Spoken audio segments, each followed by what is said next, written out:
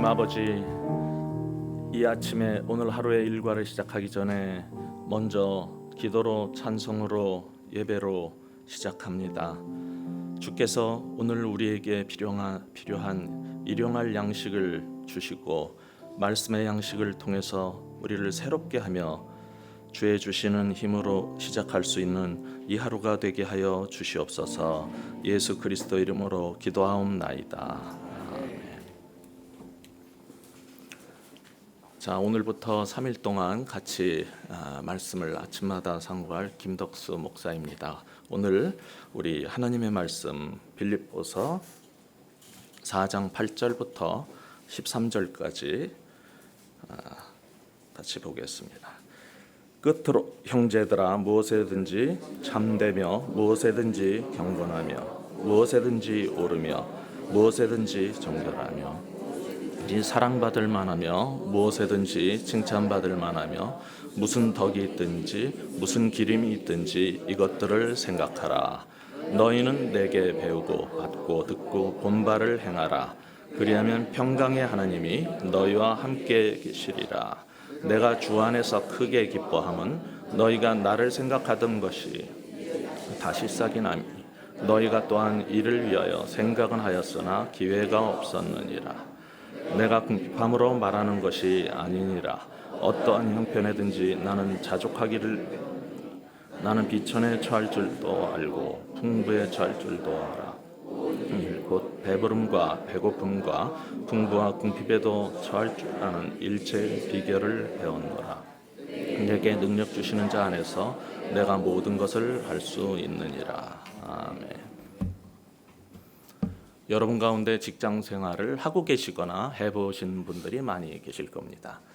직장 생활하면서 상사들이 여러 부류가 있는데 제가 옛날 리더십 세미나 할 때 많이 하던 좀 철진한 농담이긴 합니다만은 네 가지 부류가 있어요. 첫째는 똑부, 똑똑하고 부지런한 사람. 두 번째 똑개, 똑똑하고 게으른 사람. 세 번째는 멍부, 멍청하고 부지런한 사람. 네 번째 멍게, 멍청하고 게으른 사람. 이 네 중에서 제일 싫어하는 사람이 누굴 것 같아요? 직장인들이 제일 싫어하는 직장 상사. 똑부, 똑개, 멍부, 멍게. 직장 상사를 멍청하고 부지런한 사람을 만나면 정말 피곤해요. 생각도 없고 제대로 뭐가 준비도 안 되는데 그냥 얼마나 열심히 일을 하는지 같이 일하기 정말 고달픕니다. 그런데 하나님께서 보시기에 교회 안에 어떤 사람이 제일 피곤하고 힘들 것 같아요? 생각 없이 열심만 있는, 생각 없이 부지런한 그런 교인들을 하나님께서는 참 힘들게 보실 것 같다는 생각이 가끔 듭니다. 그런 사람이 한국 교회 안에 많이 생긴 거는 목회자들이 이래라 저래라 하면은 생각 없이 그냥 따라 하는 게 순종이다라고 가르쳐 왔기 때문이 아닌가 하는 생각이 들어요. 그 결과 많은 그리스도인들이 별로 생각이 없이 판단력이 없이 살고 자기의 삶에 책임을 지지 못하는 일들이 많이 생겼어요. 그런 한국 교회에 주께서 오늘 이 본문을 통해서 주시는 말씀이 뭘까요? 8절 다시 보세요. 끝으로 이렇게 돼 있지만은 끝은 다음 주에 옵니다. 3장 8절에서도 보셨죠? 끝으로 종말로 했다고 다 끝난 게 아니에요. 교장 선생님 같고 원래 그런 뜻이 아닌데 이렇게 번역이 된 것뿐이에요. 여기 보시면은 끝으로 형제들아 무엇이든지 이렇게 길게 써 있는데 여기서 핵심 사항은 영어나 헬라어나 이런 데에는 동사에 있어요. 뭐냐면은 이것들을 생각하라예요. 뭘 생각하라고요? 무엇이든지 참되든지 경건, 옳은 거, 정결한 거, 사랑받을 만한 거, 칭찬할 만한 거 이런 것들을 제발 좀 생각을 하라는 거예요. 9절은 핵심적인 말이 뭘 것 같아요? 너희는 행하라, 동사. 그래서 8절은 생각하라, 9절은 행동하라는 겁니다. 8절에서 먼저 우리에게 주님은 생각하는 그리스도인이 되라고 도전하는 겁니다. 이미 사도행전 17장 11절 같은 데에서 베레아 교인들이 장점이 뭐였어요? 우선 말씀을 들으면 이게 과연 그리한가 깊이 생각해보고 상고한 거예요. 그것을 칭찬하는 거죠. 똑같은 거예요. 주님은 제자들한테 자주 물으셨어요. 너희들은 어떻게 생각하느냐? 또 어떨 때에는 시몬아 내 생각은 어떠하느냐? 주님은 우리 그리스도인들한테 시키는 대로 그냥 하는 문외아가 되지 말고 제발 생각 좀 하고 살라는 거예요. 그게 너무 답답하셨어요. 그럼 바른 신앙생활을 하는 그 힘은 어디에서 나오는 것 같아요? 물론 기도도 하고 방언도 하고 모든 게 다 필요한 거예요.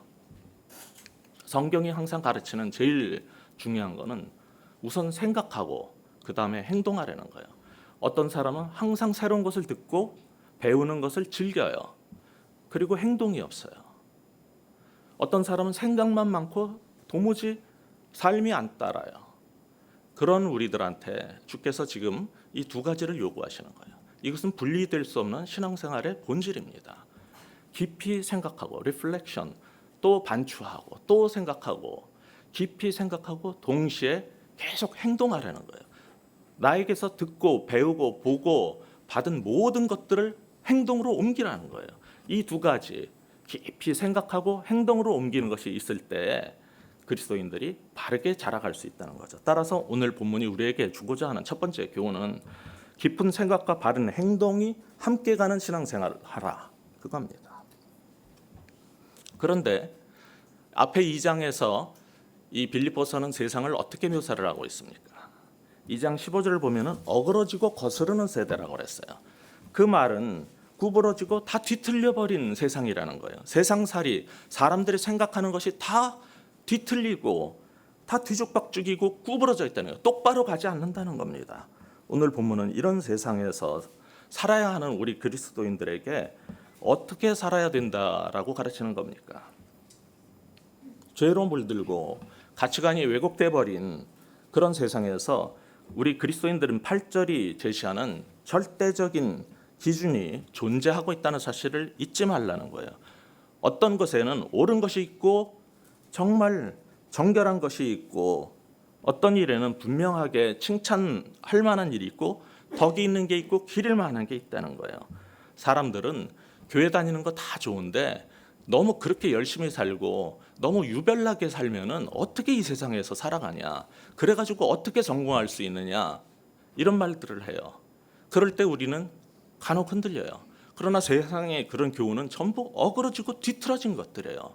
그런 속에서 우리가 잊지 말아야 될 것은 여기 분명한 그리스도인이 살아야 되는 진리의 기본이, 우리가 가져야 될 절대적인 가치관이 존재하고 있다는 사실입니다. 그러니까 어디에서나 무엇에든지 참되고 고귀하고 옳고 순결하고 사랑스럽고 이런 것들을 잊지 말라는 거예요. 그런 탁월하고 칭찬할 만한 것을 끊임없이 배우고 계속 생각하면서 그것을 어떻게 살아내야 되는가, 이것이 성경적인 가치관이고 그리스도인의 삶의 길인 것입니다. 그러므로 불신세계가 우리의 판단 기준을 만들게 허락하지 마세요. 세상이 우리의 삶에 결정을 내리게 내버려 두지 마세요. 그게 바로 무기력한 크리스찬들입니다. 그냥 끌려다니는 신앙생활을 하지 말고 세상이 끌고 가는 대로 질질 끌려다니는 사람이 되지 말고 무엇에든지 참되고 무엇에든지 옳고 고귀하고 순결한 것이 있으면 그대로 가라는 거예요. 오늘 이 말씀이 우리에게 주는 두 번째 교훈은 이겁니다. 세상이 나를 끌고 다니게 허용하지 말고 참된 기준이 끌고 가는 신앙생활을 하라는 것입니다. 또한 9절에서처럼 우리는 사도에게서 많은 것들을 배웠어요. 사도에게서 받은 게 굉장히 많아요. 그리고 사도에게서 들은 교훈도 있고 사도의 삶의 행적을 보면서 느낀 거, 본 것들이 많이 있어요. 그런데 그 많은 것 중에 여러분은 무엇을 가장 본받고 싶으십니까? 아마도 이 빌립보서를 계속 따라오신 분들은 굉장히 좋은 구절이 많다는 것을 느끼셨을 텐데, 그래도 제일 담고 배우고 싶은 게 뭐냐 하면은 많은 사람들이 13절의 신앙 방식일 것입니다. 13절 같이 읽어볼까요? 내게 능력 주시는 자 안에서 내가 모든 것을 할 수 있느니라. 와, 딴 건 모르겠는데 내가 주와 함께 메인바 되고 이런 건 모르겠고, 그거는 좀 제일 닮고 싶고 배우고 싶은 거는 내가 모든 것을 할 수 있느니라. 나도 그렇게 살고 싶다라는 생각이 들지 않습니까? 제가 아는 목회자 한 사람이 페이스북에 앞뒤 아무런 설명이 없이 이 13절을 그대로 올렸어요. 내게 능력 주시는 자 안에서 내가 모든 것을 할 수 있느니라 딱 올렸는데, 또 다른 목회자가 밑에다가 아무 말 없이 아멘 그렇게 해놨어요.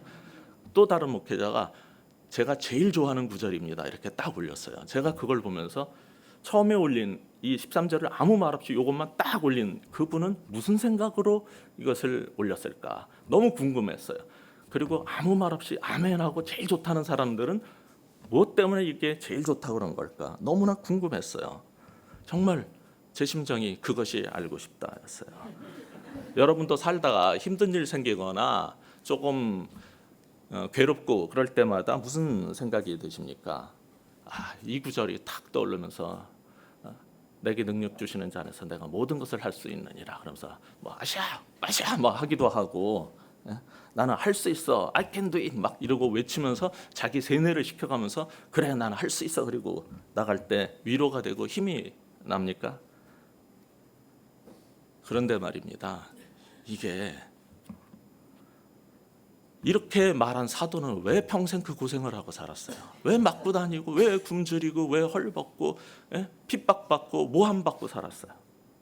도대체 이 구절이 약속하는 게 뭐길래 사도 바울은 그 말을 외쳤는데 왜 사도는 그렇게 살아온 겁니까? 그게 아니라면은 이게 무엇을 말하는지 생각해 봐야 되지 않겠습니까?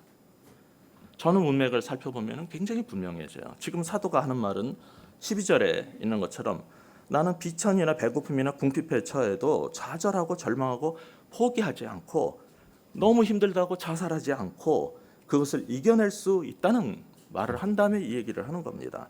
그렇다면 사도가 말하는 나는 모든 것을 할 수 있다, 그 말의 모든 것은 무엇입니까? 수많은 것들이 있지만은 무엇보다도 비천과 궁핍과 주림을 극복할 수 있는 것을 말하는 거예요. 그러면은 이 구절을 아무 말 없이 나는 이게 제일 좋다, 우리가 그렇게 할 수 있지만은 이 구절을 통해서 지금 빌립보서가 우리에게 주고자 하는 마지막 핵심적인 메시지는 이거예요. 어떤 것이라도 할 수 있는 능력을 갖는 게 신앙생활의 힘이 아니라 어떤 여건도 이겨내는 자족의 능력이 신앙생활의 힘이라는 거예요. 따라서 우리가 그리스도인이 된 것은 내가 무슨 일을 만나든지 나는 뭐든지 할 수 있는 전능한 슈퍼맨이 되기 위해서라면 착각하신 거예요. 성경이 말하는 신앙생활의 능력이라는 것은 뭐든지 다 성공한다는 얘기가 아니라 그 성공이라는 게 꼭 복받아서 가난하지 않고 배고픈 적 없고 힘든 적 없고 모함받는 적 없는 게 아니라 어떤 여건이 어떤 상황이 닥쳐와도 이겨내는 힘, 그리고 그 안에서 자족할 수 있는 능력, 이것이 그리스도인의 삶의 신앙생활을 한다는 것의 본질이라는 것입니다. 그 사실을 제대로 확신하지 못하는 사람은 예수 믿다 이거 사기당한 거 아닌가, 예수 믿는데 나는 왜 이렇게 괴로워, 나는 왜 이렇게 힘든 일이 계속 생겨, 이럴 때 영원히 벗어나지 못하게 될 것입니다. 따라서 이 구절을 아침마다 외우면서 그래 나는 이렇게 능력이 있어, 어때 나 좀 괜찮은 남자지, 이런 식으로 생각하시면 곤란해요. 물론 내가 모든 것을 할 수 있다는 말에는 가난과 궁핍에 처할 때에도 자족할 수 있는 것뿐만 아니라 여기 자세히 보면 풍요에도 처할 수 있고 굉장히 복된 삶을 살 수도 있는 거예요. 여러 면에서 세상적으로.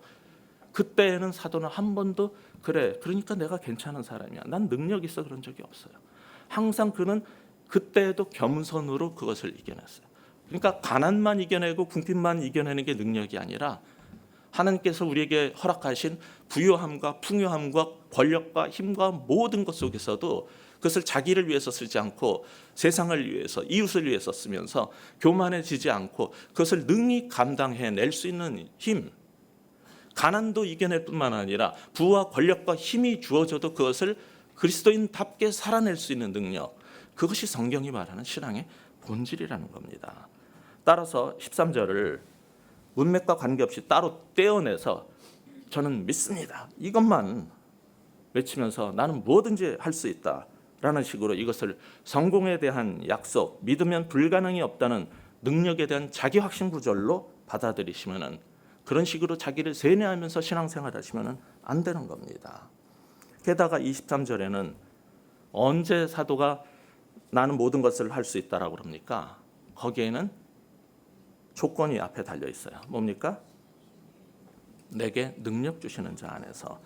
당시 헬라 문화에서는 수많은 순회 전도자들과 철학자들이 있었고, 그들은 집집마다 다니면서 유력한 사람들 집을 찾아가 가지고 철학적인 얘기, 굉장히 심오한 얘기, 지혜로운 얘기를 해주고 그리고 돈을 받아서 생활을 해왔어요.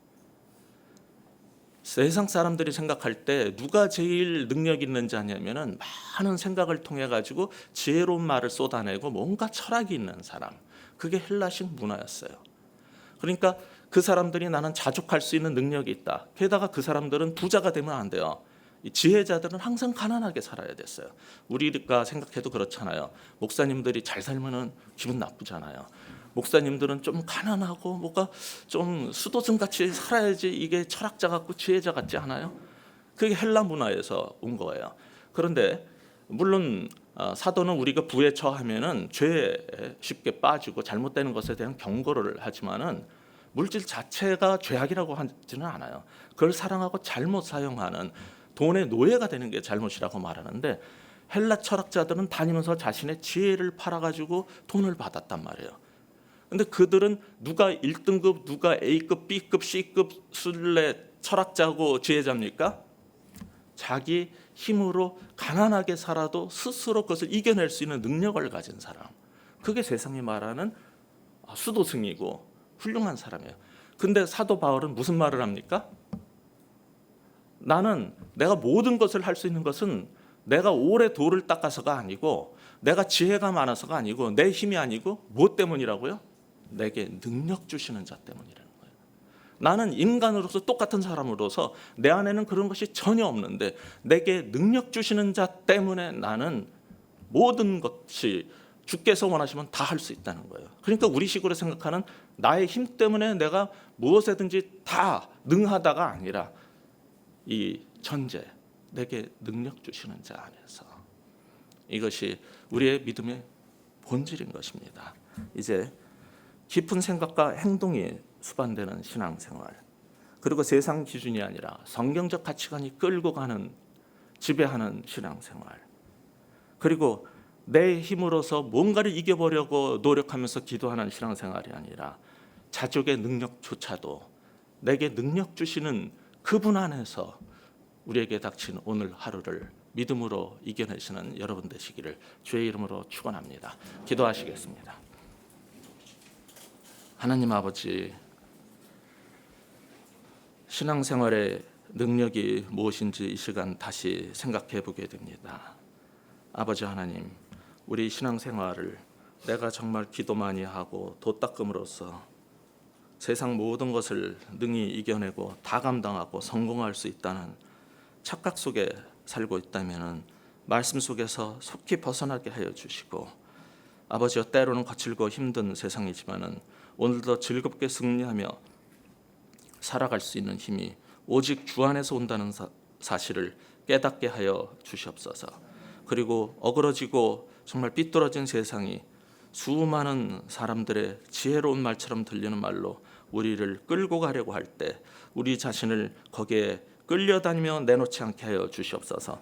세상 기준이 아니라 분명한 성경적 가치관이 우리를 주관하는 신앙생활, 그 분명한 신앙의 삶을 오늘도 걸어가게 하여 주시고, 이것을 위해서 무엇에든지 어디서든지 선하고 아름답고 경건하고 정말 가치 있는 것들을 끊임없이 생각하고 반추해보는 습관, 그리고 그것을 행동으로 옮기는 그런 우리 모두가 될 수 있도록 축복하여 주시옵소서. 이제 오늘의 아침에 예배를 드리며 주의 말씀을 듣고 깨달은 대로 힘주시는 대로 세상 우리를 부르시는 곳으로 나아가서 오늘 하루도 승리하며 살기 원하는 주의 백성들에게 주께서 이 시간을 함께 하시며 하나님의 사랑과 예수 그리스도의 은혜와 성령님의 임재하시고 힘주시고 새롭게 시작할 수 있는 힘이 지금부터 영원토록 함께 하시기를 간절히 축복하며 기도하옵나이다. 아멘.